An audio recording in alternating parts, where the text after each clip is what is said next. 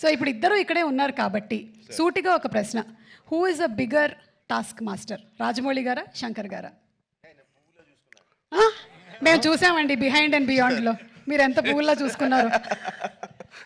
కాదు, ఆర్ఆర్ ఇంటర్వ్యూలో చూశారు కదా ఆయన, నేను నాన్ వెజిటేరియన్ అంటే ఒక లుక్ ఇచ్చాను ఆయనకి. అలాగే ఉంది ఇది కూడా. లేదు, ఇద్దరు టాస్క్ మాస్టర్సే, ఇద్దరు కాంప్రమైజ్ అయ్యే తత్వం కాదు.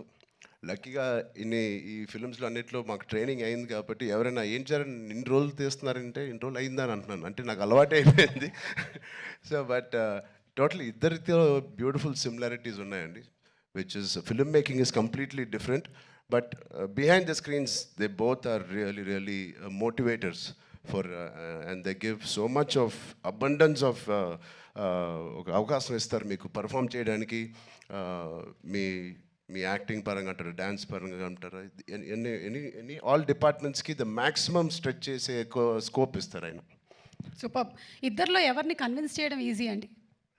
అసలు ఇద్దరు కాదు, అస్సలు కాదండి.